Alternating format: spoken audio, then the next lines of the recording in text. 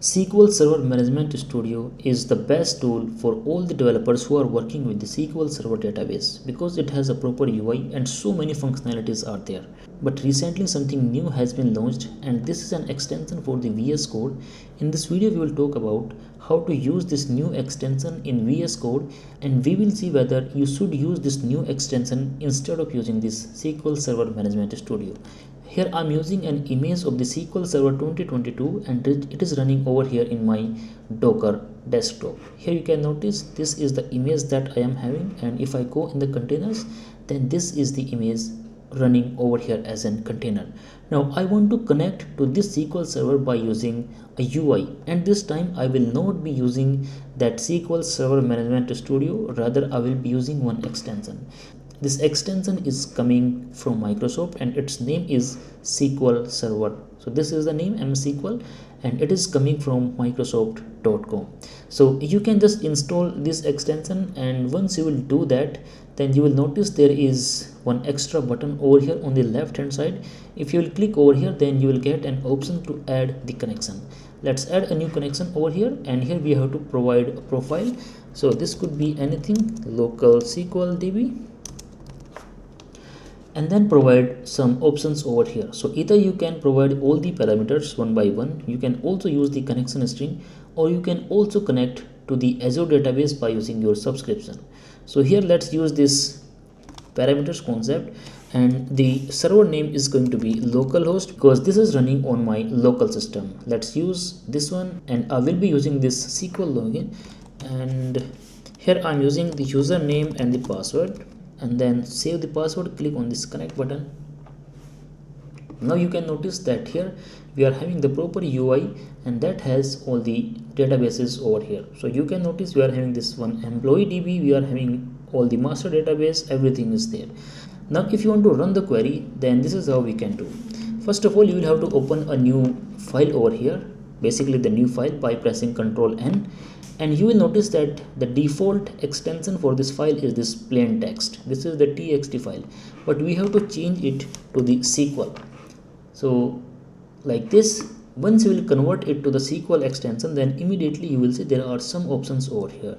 Now at this place you can connect this new file to your profile over here. So here we are having only one profile.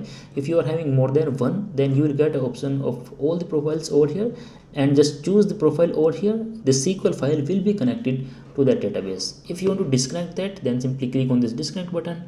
If you want to change the database, because this is a possibility that in one SQL server there could be multiple databases, so at this place you can change the database. Here you can notice we are having a list of all the databases, and you can change the database also.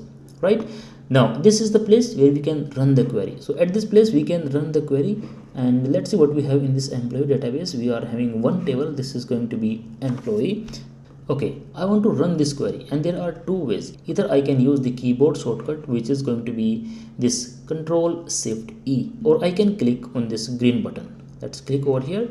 You will see we are having the details at this place. Now let's see what else we have over here.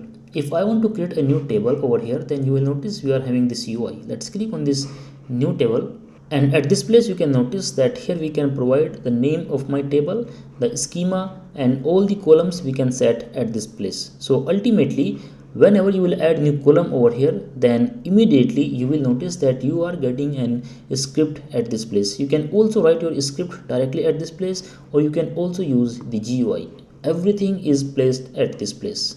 Let's understand few more built-in queries. If I right click on this employee table, then you will notice we are having some more options, and these are very useful. The first one is select top 1000 records. Second one is script as create. Let's click on this one and see what is the output.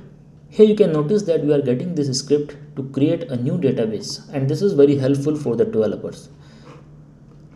Now what else we have? Script as drop, refresh, copy object name, and I think these are the basic operations that we always perform as a developer on our database. If you are working in any project where you do not need all the functionalities of that SSMS, then I think this extension is a very good choice for you. Although this is a very new extension and I believe lot of functionalities will be added in the upcoming versions. So what do you think about this new extension? Let me know your feedback in the comment section below.